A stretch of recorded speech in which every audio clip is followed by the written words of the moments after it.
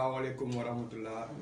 gannaaw ba ñu santee yàlla di julli si yonent bu tedd Muhammad sallallahu alayhi wa sallam ñu ngi nuyu ñëpp ku nekk sa tur ak sa sant je me présente maa ngi tudd Mamadou Kane di administrateur mouvement politique bu ñuy wax partage pour le développement l'abondance et la prospérité ñëwoon tey ak tiis ak naqar ci lu xew il y a 3 jours biir Sénégal mu méngoowul dara ak suñu culture ak suñu aada ak suñu cosaan ñu ne woon nañu yeggale message bi nga xamante ne nii askan bi yónni nañu ko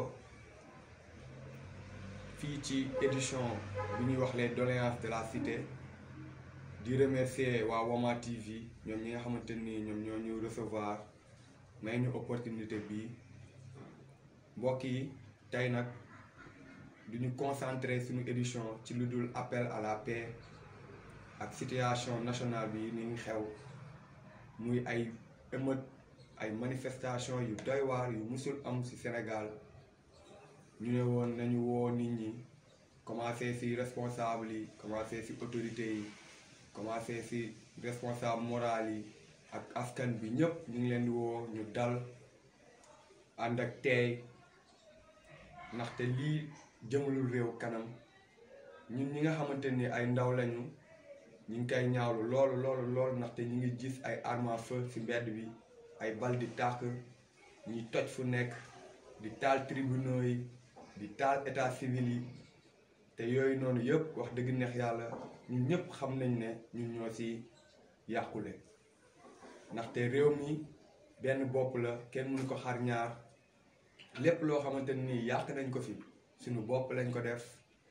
kon may wax ne nit ñi balaa ñoo yàq nañuy xalaat dellu ginnaaw te xam ne y a une façon de montrer sa naqar muy marche bu pacifique bu noble service de l'ordre yi accompagner leen ci dëgg la ñu ngi ci catastrophe naturelle ak épidémie bi nga xamante ni nii 2 mars bii passé rek am na 1 an muy beneen stress boo xamante nii askan baa ngi koy dund ñu bëgg ñu ci tegal yi nga xamante nii ay ñaawteef la ñu koy gis muy ay yàqate ay liggéeyukaayu sénégalais muy ay yàqate ay kayitu sénégalais yi fu muy nekk comme tribunaux yi ak état civil yi mbokk yi di leen rappeler que ne loolu noonu suñu bopp lañ koy def te dem jamono ji dañoo soxla réew bu développé dañoo soxla réew bu naat moo tax ñu ngi interpeller l'État mu exhorter jël ay mesures ci li xew ci réew mi actuellement mbokk yi ñi nga xamante nii dañoo am lu leen nakari ngelawaay nañu xam ne ni ñuy manifester seen mécontentement du noonu nañu def marche bu pacifique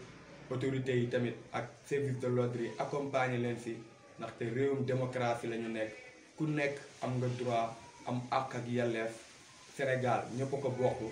kenn moomu ko kon nañu dalaat te ànd ak teey di lancer appel au calme ne citoyens yëpp dalaat responsable yi nag ñu ngi tàmbalee ci parents yi ndax parents yi kat gis nañ ne am na ndaw yoo xamante ni ñu ngi leen di bàyyi ñuy participer ci yenn pillage yi di ñaawlu loolu acte yooyu noonu ndaxte xale dafa war a tàmm uti xam-xam jéem a fexe jël relève bi ci mag ñi nga xamante ni ñoo yore réew mi waaye pas di piller ressources yoo xamante ni du ay ressources publiques ay ressources privées la te investisseurs yooyu noonu Teranga Sénégal moo taxaw ñu ñëw fii ne dañ fiy investir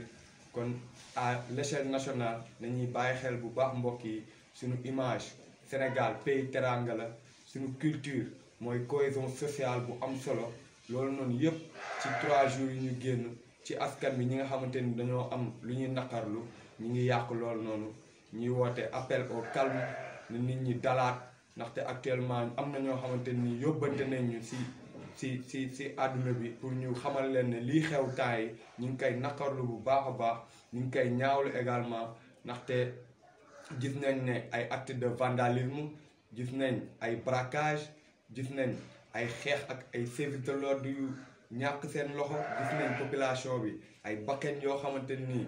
rot na ci ñuy profité di jaaleale famille yooyu di masawu ñi nga xamante nii gaañu nañ ci moo tax ñi leen di xamal tamit que ne xët-xët ak xeex fajut dara mbokk yi nañu changer suñuy stratégie autorités yi nañu nangul nit ñi ñuy def ay marche pacifique ndax nit bu nekk am na àqam ak yàlleefam population bi nag sonn nañu lool wax dëgg neex yàlla waaye ñu ngi woote pour ñu calmer wu pour ñu dellu seen kër yi parents yi tamit ñu téye seen ndaw yi ndaxte réew mi ñun ñoo ko bokk te réew mi dafa am lu mu xam lu ñu ko xamee dafa am lu mu tàmm muy dal muy teraanga muy cohésion sociale bu am solo waaw man maa ngi nekk Golf Sud ci département de Guédiawaye gis ngeen la fa xew tamit ñu koy ñaawlu lool sax di massawu habitants yi fa nekk ndaxte moo waxaat ko ñu ngi ci pandémie stress la ndax da ngay génn doo xam ba xam di nga ñëw kon buñ ci tegaat ay émeutes yoo xamante nii yow sax sa bopp tu te sens pas en sécurité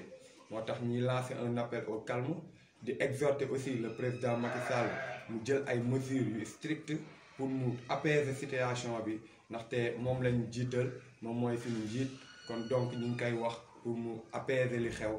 di woo au calme tamit population bi yii moo nekkoon baat yi nga xamante nii yóbbante woon nañu ko ñu ne woon en tant que responsable politique mënuñu bañ a feeñ ci médias yi pour appeler au calme c'était un appel à la paix je vous remercie jërë ngeen jëf yàlla na yàlla def jàmm ci réew mi